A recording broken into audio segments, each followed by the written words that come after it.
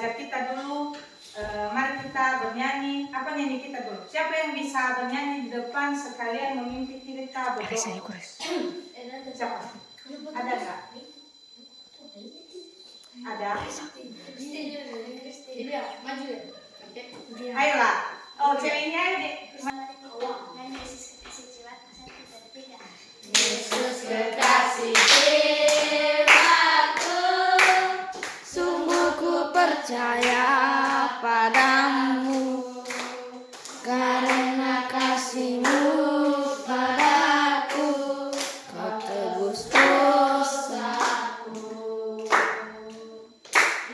Dari terbitnya matahari dan sampai kebenangnya, ku angkat lagu pujian, tinggikan nama-Mu. Dengan ku puji dengan kecapi.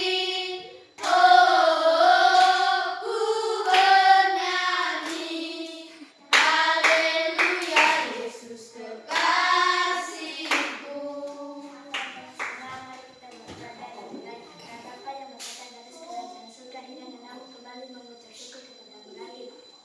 Ya Tuhan, tentulah itu bukan semua karena kebaikan kami, melainkan belas kasihan kami. Dan Tuhan yang menunjukkan nama sebentar lagi memulihkan perasaan kami, aku mohon kepadamu Tuhan yang mengajarkan. Begitu juga guru-guru yang mau datang di sini yang mau mengajari kami, berkatilah mereka, berikanlah mereka kesehatan terlebih dari umur yang panjang. Ya Tuhan, yang menunda dalam dia sempurna ini kami sempurnakan dalam nama Yesus dan Yesus dan mengucap syukur. Amin. Terima kasih deh. Karena sekarang pelajaran kita itu bahasa Indonesia. Keluarkan semua buku bahasa Indonesia. Baik Bu, oke, kita masuk sekarang pelajaran bahasa Indonesia. Pelajaran kita hari ini yaitu penyusunan kalimat dan paragraf. Kalian pernah dengar penyusunan kalimat dan paragraf kan? Sudah kalian pelajari kan? Atau belum?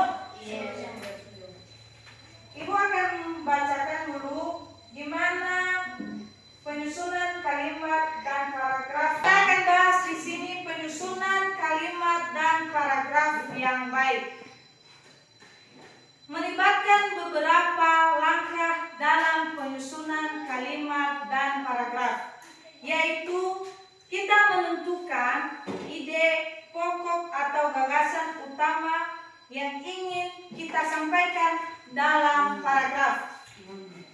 Kemudian kita menyusun kalimat topik yang mengemukakan ide pokok tersebut. Dan selanjutnya kita kembangkan ide pokok dengan kalimat pendukung yang memberikan rincian. Contohnya bukti. Terakhir kita membuat kalimat penutup untuk menyimpulkan paragraf. Jadi ada beberapa langkah-langkah penyusunan paragraf. Sekalian bisa kalian catat, nanti Ibu tanya satu-satu sama kalian ya. Dalam langkah kita menentukan ide pokok. Dalam menentukan ide pokok ada langkah-langkahnya, yaitu kita mengidentifikasi gagasan utama yang ingin kita sampaikan dalam paragraf. Keduanya yaitu yang kita buat itu jelas dan spesifik. Jadi dalam menentukan ide pokok itu kita harus menemukan gagasan utama yang ingin kita buat dalam sebuah paragraf. Dan kita juga harus memastikan apa ide pokok yang jelas dan spesifik. Lanjut, menulis kalimat topik. Dalam menulis kalimat topik ada beberapa langkahnya, yaitu kita menyusun kalimat topik yang mengemukakan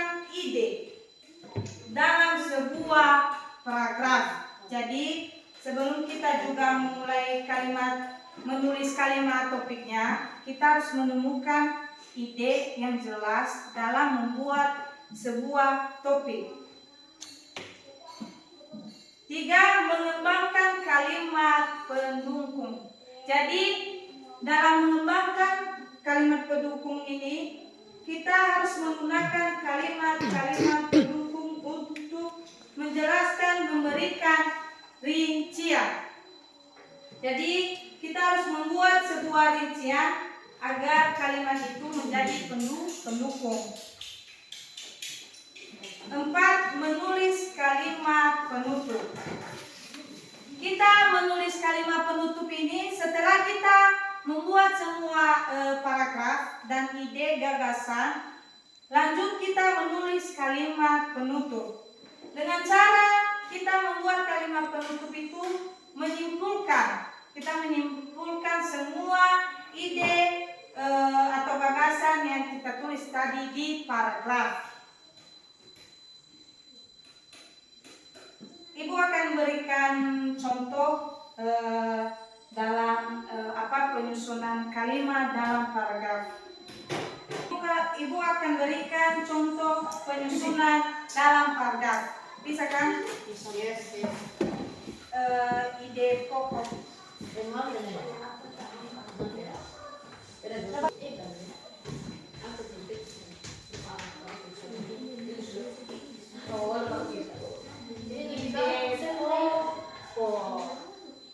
Contohnya adalah pohon.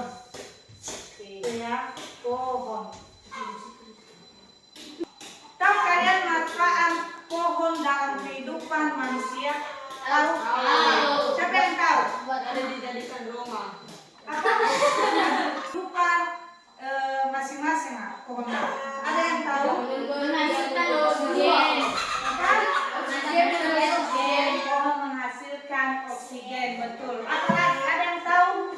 Air hujan. Apa? Menyimpan air hujan. Menyimpan air hujan. Ada lagi yang tahu? Ada?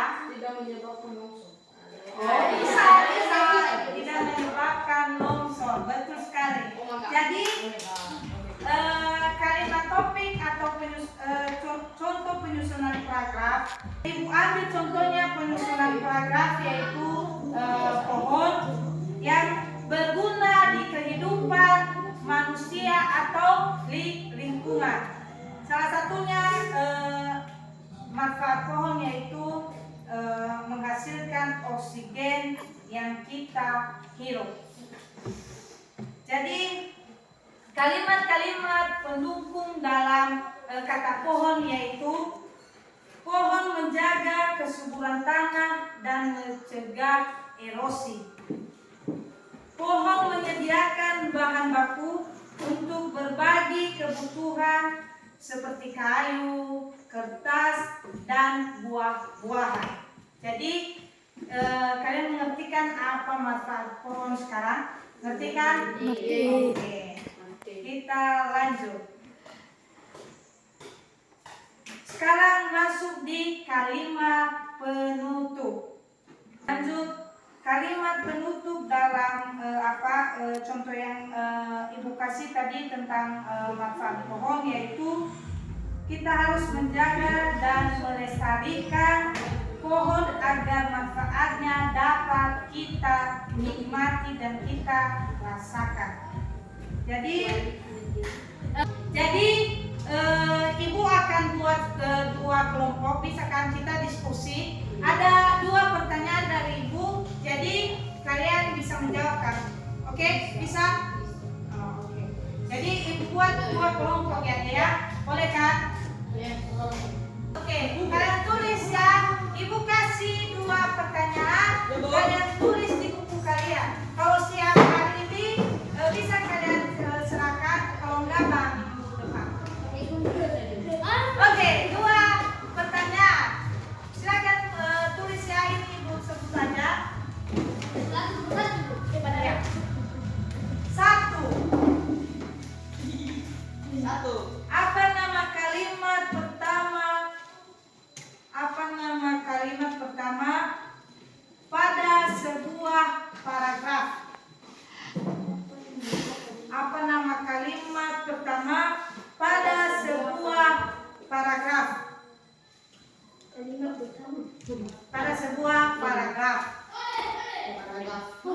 paragraf.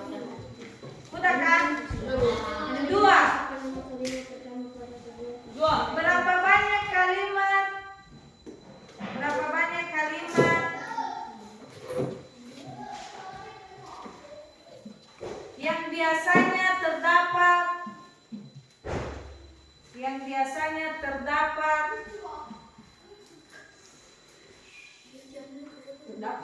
dalam sebuah paragraf? Dalam sebuah paragraf. Oke, silakan dijawab. Bisa kan?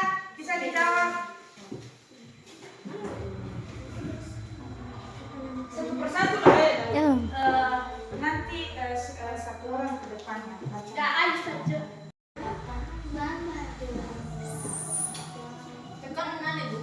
Kasih tahu nanti kalau udah siap ya aku. Baik Bu. Oke.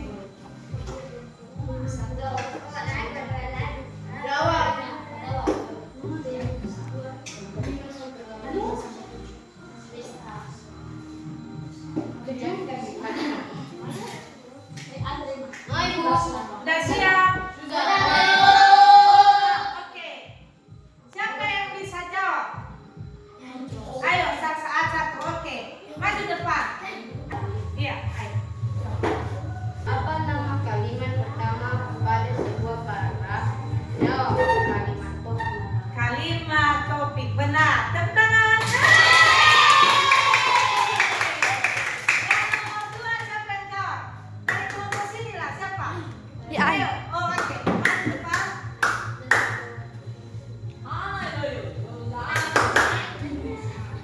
Ayo. Berapa banyak kalimat yang biasanya terdapat dalam sebuah paragraf? 5 sampai 7. Betul. Oke, penyusunan kalimat dan paragraf ada beberapa tadi langkah-langkahnya. Kalian pasti udah mengerti kan?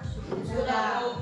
Jadi ada 4 tadi langkah-langkah dalam penyusunan paragraf. Satunya yaitu kita menentukan ide pokok, keduanya menulis kalimat topik, dan ketiganya mengembangkan kalimat pendukung, dan keempatnya menulis kalimat penutup. Jadi karena pelajaran kita sudah selesai, minggu depan kita lanjutkan lagi pelajaran berikutnya.